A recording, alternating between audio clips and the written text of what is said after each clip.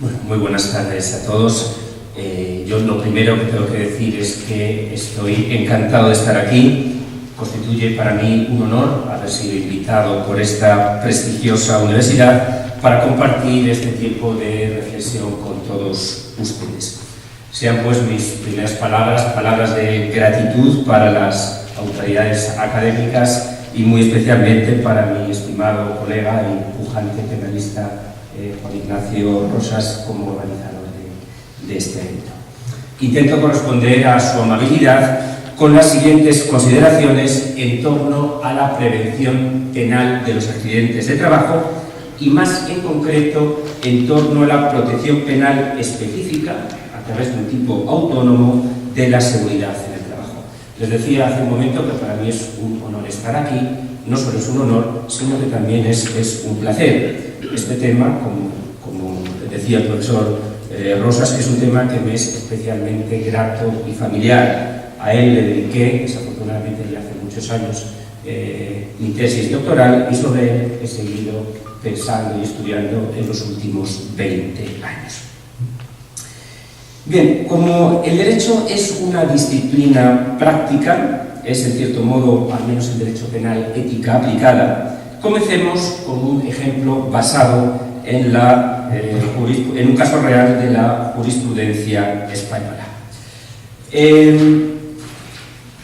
Unos trabajadores estaban trabajando en un edificio en construcción y en una de las plantas estaban colocando unos puntales que iban desde el suelo hasta el techo, y para evitar que les molestara decidieron retirar unos tablones que había en el suelo y que estaban protegiendo el hueco que estaba previsto para el ascensor.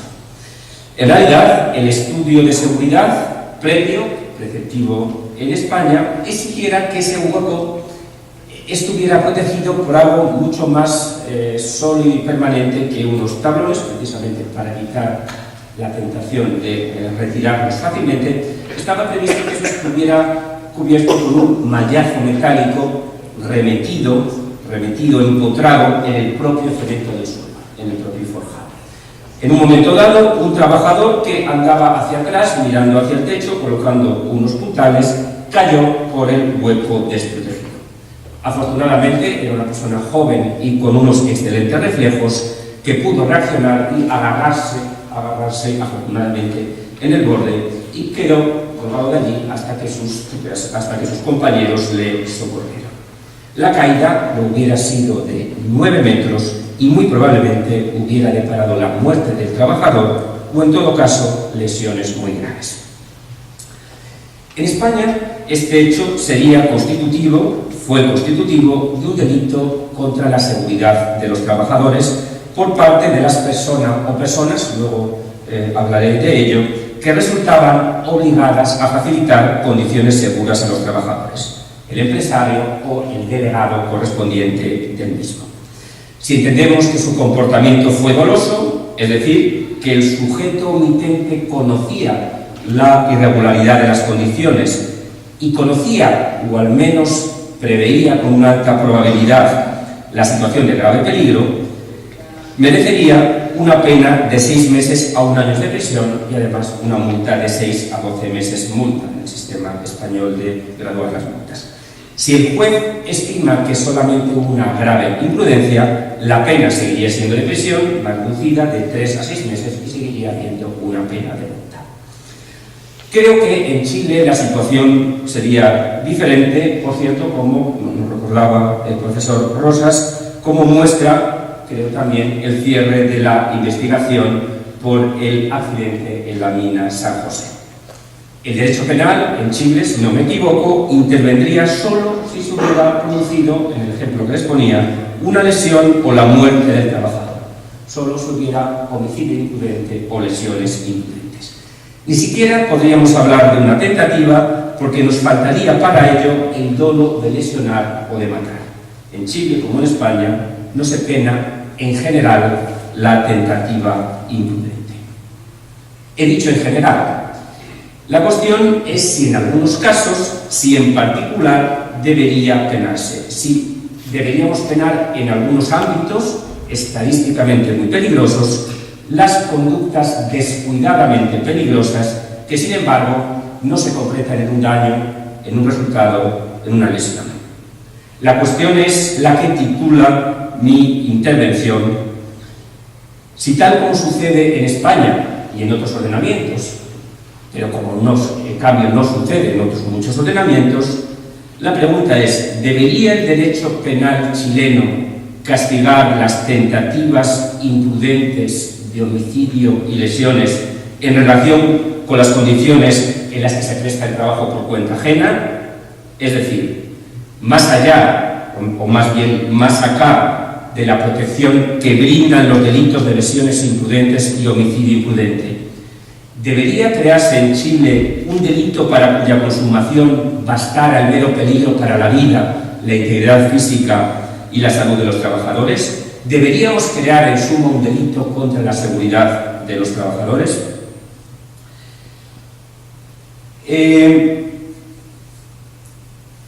Para responder esta pregunta y no verla con excesiva distancia, convendría que nos imagináramos que los aquí presentes somos la Cámara de los Diputados, que estamos reformando o generando un nuevo Código Penal, idea que no es tan remota entre ustedes, y que en la sesión de hoy nos planteamos introducir en el seno del Código Penal un delito contra la seguridad en el trabajo. ¿Por qué tipo de razones deberíamos tomar esta decisión? ¿Qué directrices deberían gobernar nuestros argumentos? En realidad, como están intuyendo, nos estamos preguntando por los principios que en un Estado democrático deben gobernar y a su vez limitar la actuación del legislador penal. Y entre los principios fundamentales, los relevantes aquí serían dos. Para saber si penamos la conducta y cuánto la penamos, el principio de proporcionalidad. Para, puestos a penar, puestos a sancionar, puestos a castigar, hacerlo bien, hacerlo con precisión, el principio de legalidad. Vamos con el principio de proporcionalidad. Como en un Estado que se rige por el principio de legitimación democrática tiene en su frontispicio como valor fundamental la libertad, la autonomía de la voluntad, la facultad de los ciudadanos de hacer sus planes de vida y llevarlos a cabo sin interferencias del poder público ni de terceros, de buscar como les plazca su felicidad personal o su sosiego.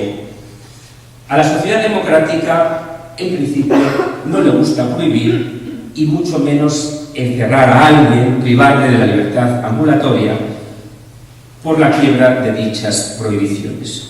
Algo que nos causa reparos morales incluso cuando lo hacemos con los animales. Pero, lamentablemente, a veces es la única estrategia que tenemos precisamente para garantizar las libertades.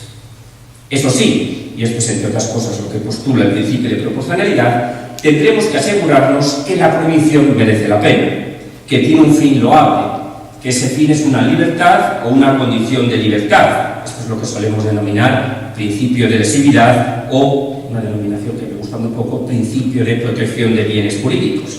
Y además, demostrar realmente que es, como decía antes, la única estrategia, que no tenemos un modo menos incisivo, menos contundente de arreglar el problema, por ejemplo, de los accidentes de trabajo. Y esto es lo que solemos denominar principio de última ratio, principio de necesidad, de subsidiariedad o de intervención mínima.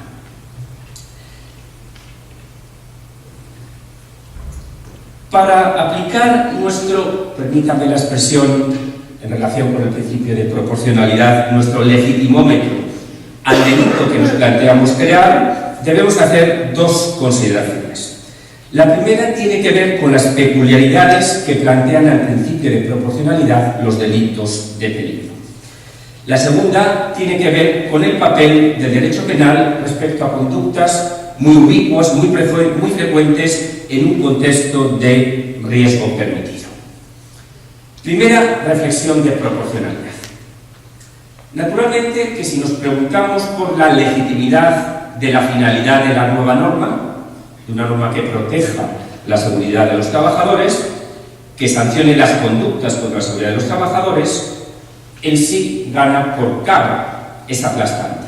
Se trata al final de proteger la vida, la integridad física y la salud de las personas. Se trata de combatir la lacra de la siniestralidad laboral y del sinfín de tragedias personales y familiares que la misma comporta. Pero, ojo, si queremos ser finos, si queremos ser buenos legisladores, tendremos que reparar que lo que estamos protegiendo directamente no es en realidad la vida, la salud y la integridad física. No nos disponemos a castigar a los que hacen daño por no procurar unas condiciones seguras de trabajo, como si hacemos con los tipos de homicidio y lesiones imprudentes, ni a los que pretendemos hacerlo, como si haríamos con la tentativa de lesiones o homicidio. Nos proponemos penar a quienes descuidadamente ponen en peligro a los trabajadores. Nos proponemos proteger por de pronto no su vida, su integridad física y su salud, sino la seguridad de su vida, la seguridad de su integridad física y la seguridad de su salud. Nos proponemos así adelantar las barreras de punición, no esperar a la lesión, sino penar ya al que pone a otro en peligro de lesión.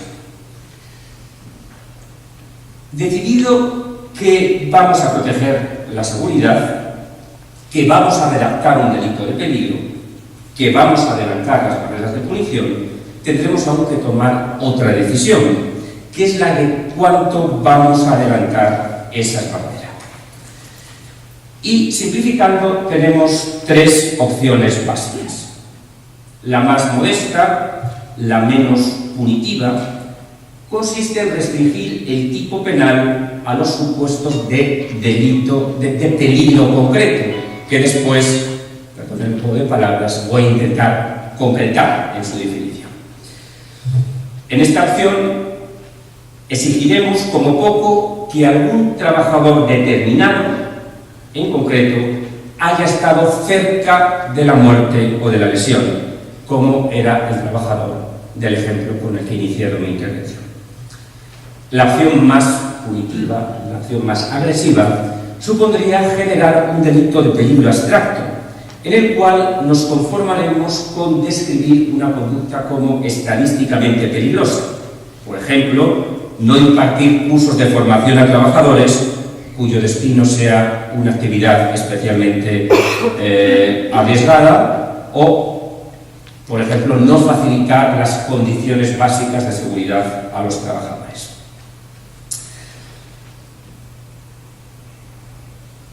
Fíjese que se define la conducta en abstracto, es decir, con independencia de cualquier otro pronóstico concreto de peligrosidad. El equivalente en los delitos de tránsito sería el delito de conducir a velocidad excesiva, existente en España, o de conducir bajo la influencia del alcohol, existente en España y también en Chile, que se penaría aunque el conductor viaje solo y aunque no se haya cruzado con ningún vehículo a tal velocidad, en el delito de velocidad excesiva, o en tal estado de embriaguez.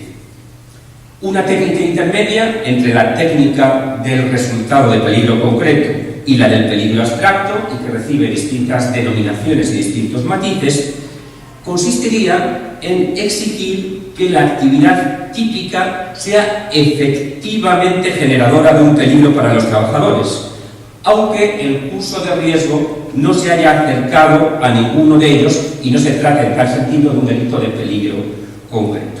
En nuestro ejemplo, bastaría con que se constatara que los trabajadores operaban en la planta en construcción mientras el hueco del ascensor permanecía sin protección alguna.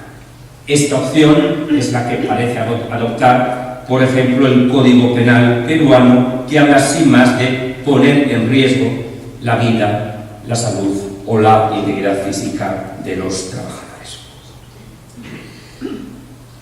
¿Qué opción deberíamos elegir nosotros, legisladores comprometidos por una parte con la lacra, con evitar la lacra de la seguridad laboral, pero también conscientes del duro instrumento que estamos utilizando, que consiste en su pena más significativa y más expresiva en encerrar a nadie?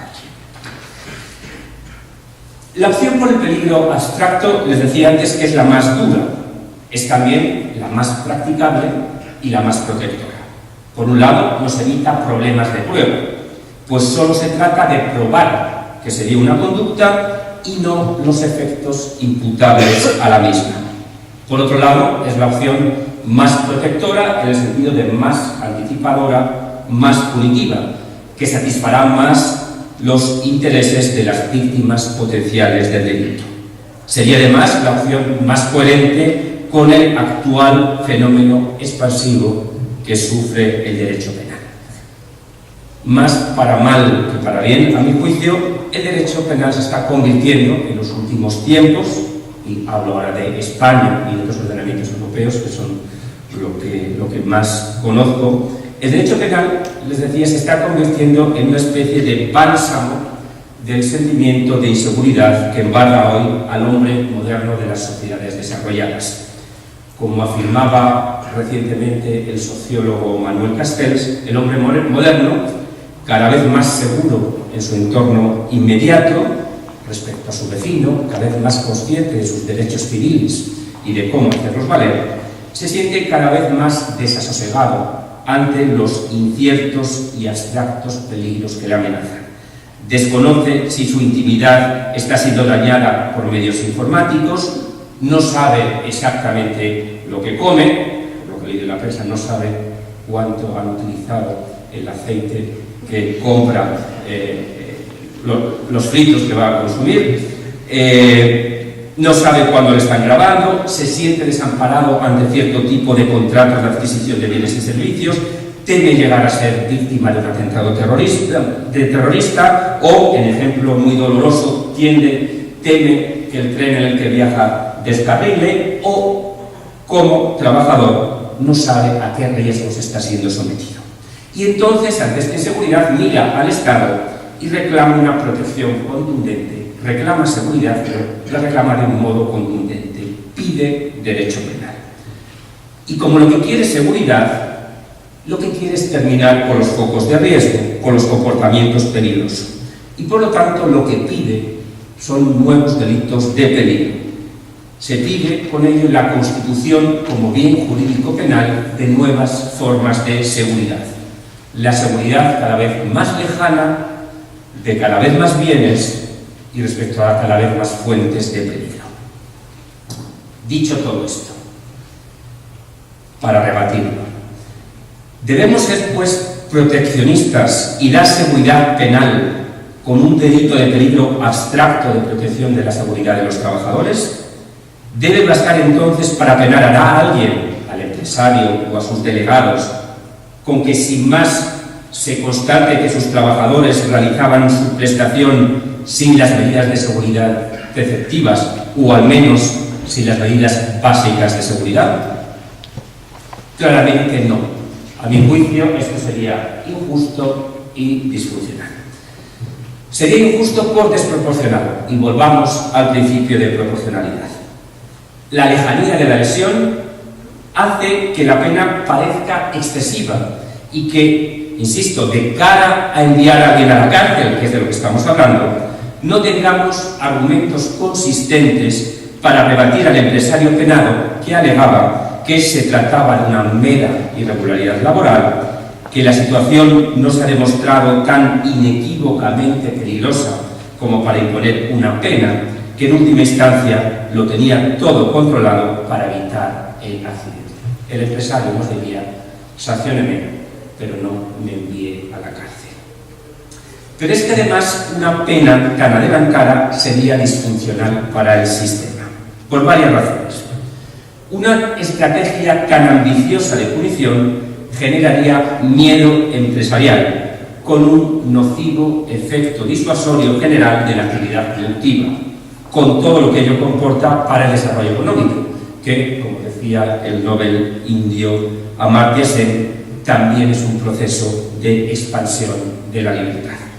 Además, la sanción de conductas tan lejanas a la lesión banaliza el derecho penal, colapsa con conductas menores la administración de justicia y la colapsa también para investigar los homicidios y las agresiones sexuales, por ejemplo. Dedicamos los escasos quirófanos no solo a las operaciones, sino también a las curas de enfermería. y condenaría a la lentitud propia de un proceso con garantías, conflictos menores a través de un cauce, el penal, que como les acabo de decir, está pensado para los mayores, para los conflictos mayores, y que por eso es lento y garantista. Hagamos un pequeño balance provisional. Creo que el drama de la siniestralidad laboral exige intensificar la prevención penal y hacerlo adelantando las barreras de punición, lanzando hacia las empresas el mensaje de que esto va en serio, tanto que puede generarse nada menos que responsabilidad penal, aunque, entre comillas, no pase nada, aunque no haya, afortunadamente, muertes ni lesiones. Creo que en el ejemplo inicial de mi intervención deberían ser penados los responsables de seguridad de la empresa sin que sea suficiente una mera sanción administrativa. Pero esta intensificación de la intervención penal hay que hacerla bien, hay que hacerlo utilizando un adjetivo, en este caso un adverbio de moda en la filosofía política, hay que hacerlo decentemente, sancionando solo aquellas situaciones grave e indudablemente peligrosas. Volviendo al símil médico, la pena es un potente antibiótico que solamente vale para ciertas afecciones graves y del que por razones de salud del enfermo, pero también por razones de salud social, conviene no abusar. Considero que la manera de utilizar la pena con eficacia y con contención, de prescribir nuestro antibiótico, es exigiendo un resultado de peligro concreto en los términos en que quedó definido por la dogmática alemana de los años 70 para los delitos de tránsito. No bastará para que haya peligro concreto sin más una probabilidad relevante de grave lesión. Peligro concreto no es igual a peligro grave. El peligro concreto es sí un peligro muy grave o extremo, pero constatable por su cercanía al objeto material que se quiere proteger. En este caso, la vida, la integridad física y la salud de los trabajadores. Solo si en un momento dado de la película de los acontecimientos, el curso de riesgo, piensen en el trabajador de esta foto que está trabajando en condiciones irregulares, sin estar anclado correctamente a la fachada sobre la que está trabajando, piensen que en un momento dado, también con una irregularidad, se desprende una gran plancha de acero más arriba del lugar donde él está trabajando. Y que en un momento dado observamos cómo esa plancha de acero va a impactar sobre el cuerpo del trabajador. En un momento dado de la película de los acontecimientos, el curso de riesgo, la plancha, se dirige hacia el trabajador de modo tal que, dada la trayectoria del curso de riesgo y su intensidad y las posibilidades de defensa de la víctima potencial, la lesión, en este caso el impacto de la plancha sobre el trabajador, parece prácticamente segura. El que después no se haya producido, y por eso estamos hablando no de lesión, sino de peligro concreto, lo atribuiremos a una casualidad. En el lenguaje coloquial diremos que de milagro no ha pasado nada. En una sentencia alemana del año 75 se dice que no pasó nada por un pelo. Ex ante, no cabía razonablemente confiar en la no producción de resultado lesivo. Ex post, nos lo explicamos por una afortunada falta de confluencia espaciotemporal entre el curso de riesgo y el trabajador, o por la concurrencia de una medida extraordinaria de salvación. Dicho más llanamente, será una situación de peligro concreto cuando en algún momento previo nos parece prácticamente seguro que se va a producir una lesión de un trabajador o su muerte, de modo que la salvación posterior, la indemnidad del bien jurídico final, la entendemos como un suceso extraordinario.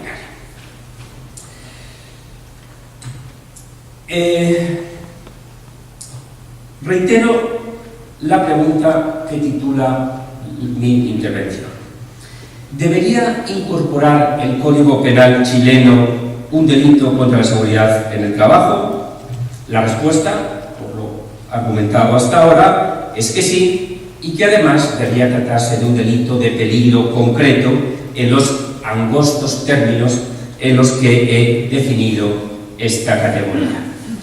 Este inciso corresponde en realidad a la segunda gran pregunta de mi ponencia, para el caso de que la primera haya resultado afirmativa: ¿cómo debería conformarse un delito contra la seguridad en el trabajo? Antes de pasar a pensar sobre ella, parece necesario realizar la siguiente advertencia acerca de la funcionalidad del nuevo delito. Y esa es la segunda advertencia de proporcionalidad que les advertía hace unos minutos. Primero, proporcionalidad y peligro. Segundo, proporcionalidad y, vamos a llamarlo así, soporte normativo. Que el nuevo delito, en mi manera de ver las cosas, comporte una mejora de nuestro ordenamiento penal, dé un paso importante en la protección de los trabajadores, no significa que sea la panacea, la solución a la siniestralidad laboral. Siguiendo una expresión castellana, el nuevo tipo penal sería la necesaria guinda del pastel, pero que solo servirá como tal guinda y lucirá si el pastel es sólido y el pastel está sabroso. El nuevo tipo penal describiría conductas que se insertan en un área de riesgo permitido. Determinadas prácticas laborales son peligrosas porque el riesgo está implícito en la producción y distribución de bienes y servicios que consideramos útiles y necesarios. El riesgo en el trabajo es así una consecuencia del modo que hemos elegido para vivir. De que queramos, por ejemplo, edificios altos que rentabilicen el terreno, o que queramos productos de limpieza maravillosos cuya elaboración exija la utilización de potentes y peligrosos productos químicos. Cierto es que a ese riesgo le vamos a poner una frontera, que es la que divide el riesgo permitido del intolerable. Trabajar en altura sí, para hacer ese edificio alto, pero solo cuando se haga el andamio homologado, con casco y con un arnés de sujeción a la fachada. Pues bien, el derecho penal, cuya vocación es sancionar solo las conductas más graves, solo va a funcionar si opera sobre un entramado razonable y completo de normas que fijan la frontera del riesgo permitido, y sobre un sistema administrativo y empresarial de control destinado a hacer valer esa frontera del riesgo permitido. Para que disminuya, y el verbo tanto en España como en Chile, con las estadísticas que he visto, sería para que siga disminuyendo en España y en Chile la siniestralidad, y para que, entre comillas, trabaje razonablemente el nuevo tipo penal, hace falta un cuerpo detallado y numeroso de normas que indique lo que se puede hacer y lo que no se puede hacer en relación con las máquinas, con las instalaciones, con los agentes químicos, con los procedimientos, con los medios de protección individual, con los medios de protección colectiva, con la formación de los trabajadores, con la información de los trabajadores, con la vigilancia de la salud. Más importante que este tipo de normas que establecen materialmente las condiciones de seguridad en la prestación del trabajo son las normas que regulan la propia seguridad en la empresa, que sitúan el deber original de seguridad en el empresario, y no en ningún lugar inferior en el organigrama empresarial, que imponen al empresario un análisis previo de riesgos, que imponen a la empresa una organización de seguridad con servicios de prevención propios o ajenos, como los comités paritarios de higiene y seguridad en el ordenamiento chileno, que posibilitan la denuncia anónima o confidencial de irregularidades, que habilitan a ciertos órganos, incluidos los representantes de los trabajadores, a la paralización de la actividad en caso de riesgo grave e inminente, que imponen a la empresa el control de seguridad sobre ciertas empresas contratadas, tal como se hace en España y lo hace también la ley sobre accidentes de trabajo chilena, o, luego hablaré de ello, que niegan validez al consentimiento de los trabajadores respecto a las condiciones irregulares y que además imponen a la empresa no solo el deber de facilitar medios de protección, sino el deber de exigir su uso a los trabajadores. ¿Cómo debería ser la norma que tipifica el delito contra la seguridad de los trabajadores? Aquí empieza así la segunda parte, y no se preocupen, más breve de mi intervención. Para responder a esta pregunta, mejor para hacer sugerencias para responderla, puede tener alguna utilidad para ustedes transmitirles la experiencia española, que en su precepto inicial data de 1983, en su precepto actual de 1995, cuya vigente y segunda redacción del precepto es la siguiente: los que con infracción de las normas de prevención de riesgos laborales y estando legalmente obligados no faciliten los medios necesarios para que los trabajadores desempeñen su actividad con las medidas de seguridad y higiene adecuadas, de forma que pongan así en peligro grave su vida, salud o integridad física, serán castigados con las penas de prisión de 6 meses a 3 años y multa de 6 a 12 meses. Este es el artículo 316. El artículo 317 rebaja la pena en un grado cuando el delito se cometa por imprudencia grave. Bien, he avanzado ya en el primero de los 5 sugerencias o consejos que quería proponer para su reflexión. Pero si ustedes fueran los diputados de la Cámara de Diputados, les diría que mi consejo sería: no hagan ustedes, diputados, como sus colegas peruanos ni como sus colegas españoles, definan inequívocamente el delito no como delito de peligro abstracto, no como delito de peligro hipotético, por ejemplo, con una fórmula del estilo de forma que se puedan poner en peligro, ni siquiera con la fórmula peruana con riesgo de los trabajadores, ni siquiera con la fórmula de resultado de peligro grave del Código Penal español, sino que incluyan en el tipo la expresión peligro concreto. Segunda sugerencia. Mi segundo consejo, en esa hipotética sugerencia a la Cámara de Diputados, sería que ahora sí, como el legislador español, redacten un tipo penal remisivo, lo que, en expresión que no me gusta nada, se suele denominar una norma penal en blanco. Mejor sería llamarla norma penal con blanco, porque en blanco entera no está, pues no sería inconstitucional. Exijan que para que haya delito se haya de infringir una concreta norma de seguridad en el trabajo, de las que fijan la frontera del riesgo permitido.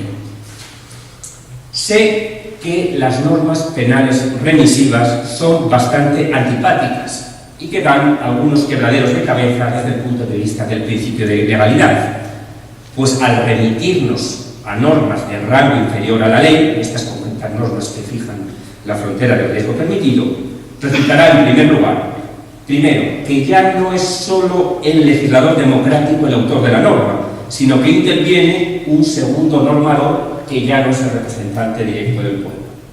Y resultará, en segundo lugar, que la norma será menos clara, más difícil de conocer en su integridad. Tendremos que saltar del Código Penal y buscar las concretas normas que integran el tipo, cosa que no va a ser siempre fácil. Pero, dicho esto, y de nuevo dicho esto para rebatirlo, peor es el remedio de renunciar a esta cláusula de revisión que la enfermedad de inseguridad que la misma ocasiona. Sin el apoyo de una revisión normativa, el tipo penal dejaría la fijación de la frontera del riesgo permitido en manos del juez, mejor en manos de cada juez, con la consiguiente incertidumbre para el empresario. Incertidumbre jurídica contraria a nuestros valores constitucionales, en primer lugar, incertidumbre también que acabará desalentando la iniciativa empresarial, motor de la economía y fuente de actividades provechosas. Tercero de los 5 consejos, tercera de las 5 sugerencias. Vale que por razones de seguridad recurramos a la técnica de las normas penales en blanco para definir la conducta típica, como acabo de argumentar. Pero ninguna necesidad hay para hacerlo con la descripción del círculo de sujetos activos. Les recuerdo que el 316 dice los que estando legalmente obligados, segunda revisión del tipo penal. Mi sugerencia a estos hipotéticos imputados de mi ejemplo sería: ignoren ahora a sus colegas españoles y también a sus colegas peruanos que redactaron la absurda fórmula los que estando legalmente obligados. Ha de ser sí un delito especial, pero no necesitamos este trayecto, estos vericuetos para saber cuál debe ser ese sujeto pasivo especial. Sujeto activo solo va a poder serlo quien está obligado a la seguridad de los trabajadores, quien es el garante de su seguridad. Y este solamente puede serlo como ingerente el empresario, el emprendedor. A partir de ahí puede trasladar ese deber mediante delegación en un subordinado, quien a su vez podrá hacer lo propio en sucesivas delegaciones. He dicho trasladar, y este es un verbo muy incorrecto. En realidad, el empresario no traslada su deber. Lo que provoca la delegación del delegante y la asunción de las tareas delegadas por parte del delegado no es solo que éste se convierta en un nuevo garante, en un nuevo obligado a la seguridad, sino que el deber del delegante, del titular originario del deber de seguridad, no desaparece, sino que transforma su contenido en un deber de vigilancia y corrección del delegado. La consecuencia de todo ello es la siguiente: si el delegado, el obligado secundario a la seguridad, incumple con su deber de seguridad y se produce una lesión, una muerte o una situación de peligro concreto, y si además el delegante, el titular originario del deber de seguridad, omitió toda labor de supervisión del delegado, ambos podrán resultar autores del correspondiente delito. Este esquema es un esquema general de atribución de responsabilidad penal individual en los delitos de empresa. Ya se trate de un delito contra la seguridad de los trabajadores, o de unas lesiones imprudentes, o de un homicidio imprudente por condiciones inseguras de trabajo, o de un delito contra el medio ambiente, por ejemplo, la flecha inicial de imputación debe dirigirse a lo alto de la empresa y luego descender por la ruta de las delegaciones y reparar, en todo caso, si se delegó bien y si se vigiló al delegado. Si hubo un resultado típico, piensen ahora en el ejemplo de un daño medioambiental, y el empresario no hizo alguna de esas tres cosas, responderá penalmente, y esto es controvertido, a mi juicio, a título de autor, por el delito que cometió el delegado. Bien, creo que me estoy desviando de lo que ahora realmente importa, que es la de redactar un buen tipo penal en lo que afecta al sujeto activo. Y según lo dicho, a mi juicio, una redacción sensata sería la que hiciera alusión al empresario o sus delegados, o al empresario o sus encargados. Dos sugerencias más para redondear la bonita cifra de 5 sugerencias. ¿Cómo definimos la conducta típica? En España hemos tenido ya 2 redacciones. La primera, la del año 83, era más descriptiva y hablaba de 3 conductas diferentes: no exigir, no facilitar los medios o no procurar las condiciones para que los trabajadores desempeñen una actividad con las medidas de seguridad y higiene exigibles. El texto vigente es más escueto y se limitó a la segunda de ellas: no facilitar los medios. Todo esto ha derivado en la experiencia jurisprudencial española en un sinfín de dudas doctrinales y jurisprudenciales en relación a si determinadas omisiones son omisiones de facilitar medios de seguridad. ¿Es una omisión de facilitar medios de seguridad omitir la formación del trabajador? ¿Es una omisión de facilitar medios de seguridad omitir la vigilancia sobre el delegado, que era el que tenía que facilitarlo, porque hemos delegado esa misión? ¿La falta de suspensión de una actividad insegura es una omisión de facilitar medios de seguridad? Ante estas dudas podríamos optar por una relación más abstracta y por ello más abarcativa. Piénsese, por ejemplo, en la primera que les sugiero, no sé si les llega hasta ahí la vista, que sería no impedir que los trabajadores desempeñen su actividad con las medidas de seguridad adecuadas.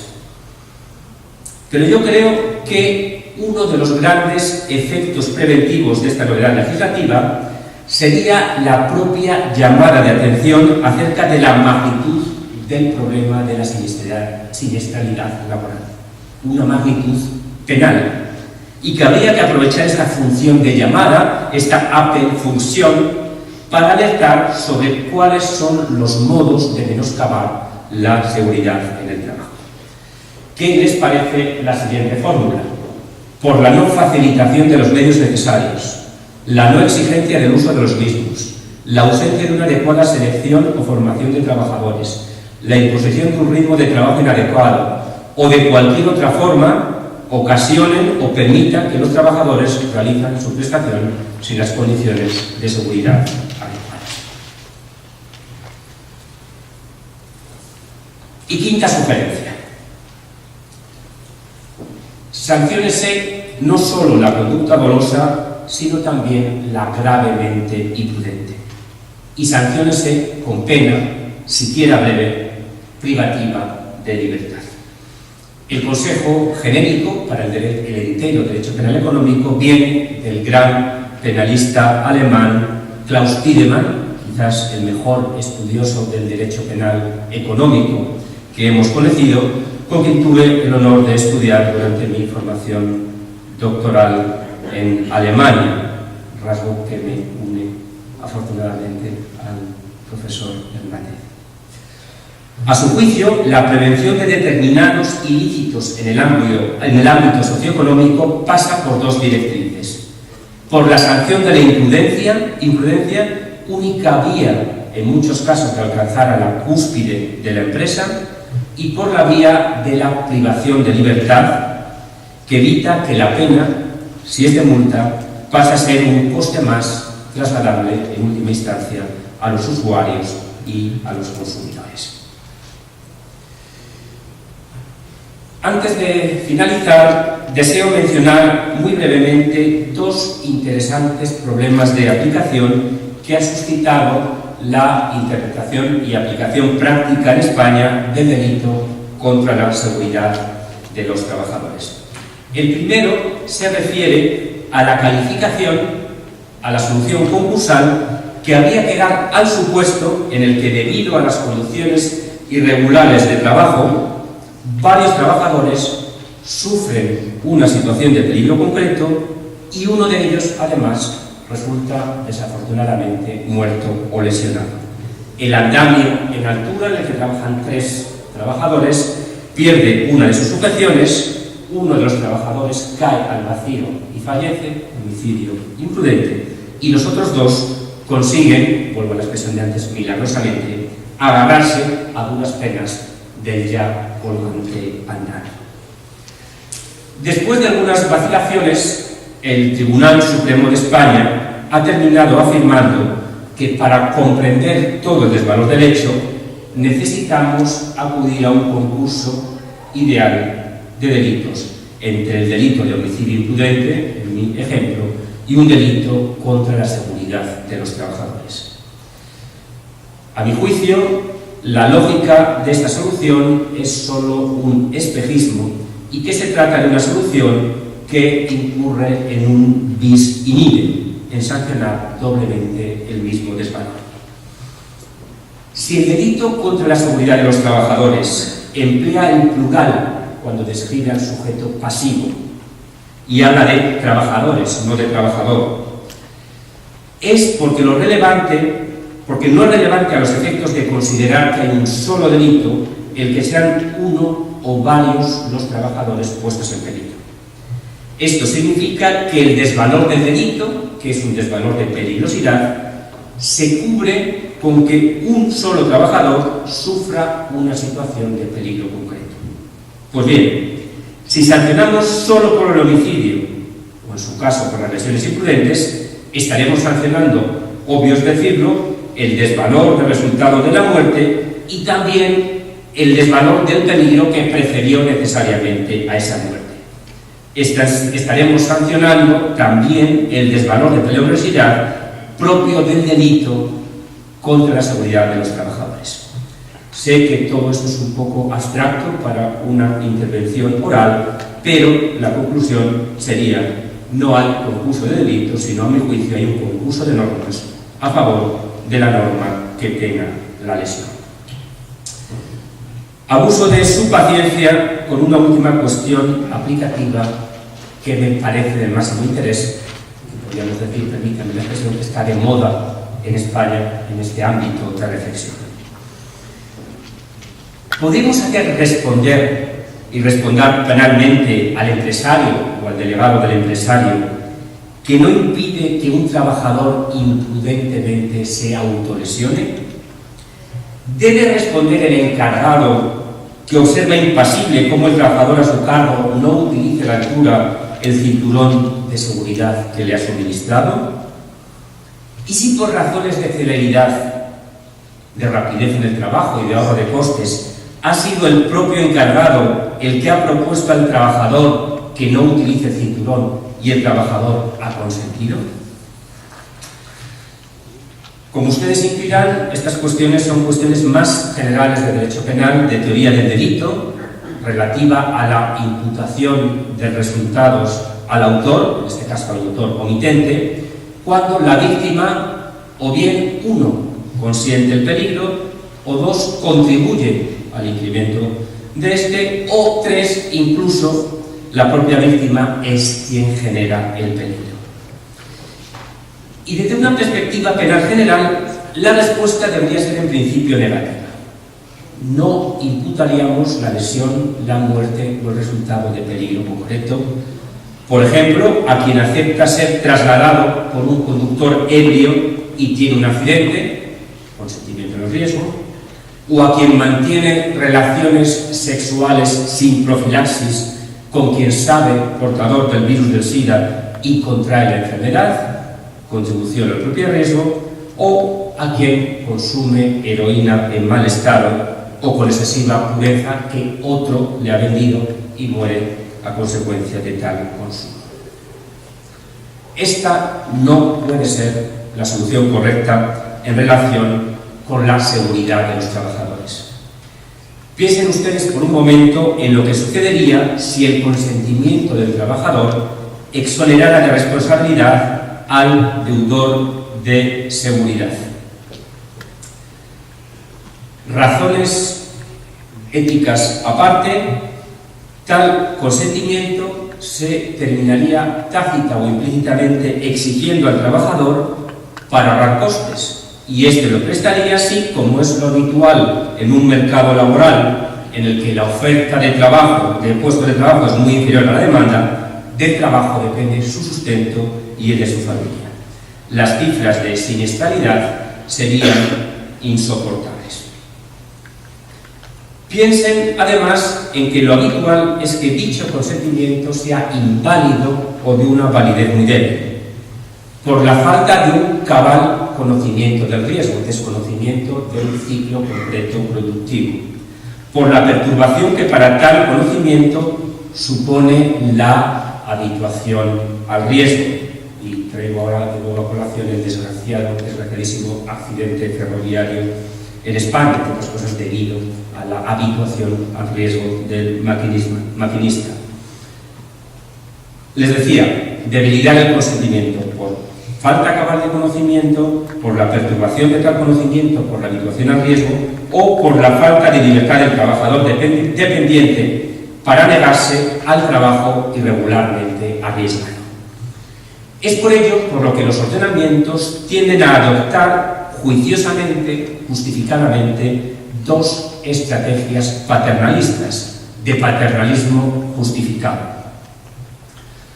Justificado por lo que Nino denominaba una estructura de interacción autofrustrante. Ningún trabajador quiere trabajar con exceso de riesgo, pero acepta hacerlo porque piensa que otro aceptará y le desplazará de su puesto de trabajo. Estas dos estrategias son las dos siguientes. Una, negar validez al consentimiento del trabajador en este ámbito. Y dos, protegerle frente a sí mismo y frente a otros trabajadores, lo que comportará que el empresario habrá de imponer las medidas de seguridad al trabajador y habrá de prever, perdonen el juego de palabras, su imprudencia previsible. Responderá penalmente, vuelvo al ejemplo de antes, el encargado que contempla impasible cómo su subordinado no utiliza el casco suministrado o cómo emprende una conducta imprudente para sí o para otros, para sí, por ejemplo, caminando por la techumbre de cristal. Bien, ahora sí que concluyo. Y lo hago con la ficción con la que empecé. Si yo fuera un asesor y ustedes fueran el Parlamento, y si ustedes ya con tanta palabrería se hubieran perdido, o se hubieran aburrido, o se hubieran dormido, o sea que les excusaría, y me pidieran como conclusión cuál sería mi consejo directo a las dos preguntas que me han hecho. ¿Debería crearse en Chile un delito contra la seguridad de los trabajadores? Mi respuesta sería, creo que sí. La segunda pregunta, ¿cómo debería ser la norma que tipifica el delito contra la seguridad de los trabajadores? Y mi respuesta en esa hipótesis sería la siguiente. Sean prudentes, creen una norma de peligro concreto. 2. Den seguridad, exijan la infracción de una norma concreta de seguridad. 3. Sean pedagógicos, expresen las conductas básicas contrarias a la seguridad. Y 4. Sean prácticos. Apunten a la cabeza de la empresa, el sujeto activo deberá ser el empresario y sus delegados, sancionen la imprudencia y sancionen con una pena breve privativa de libertad. Muchas gracias.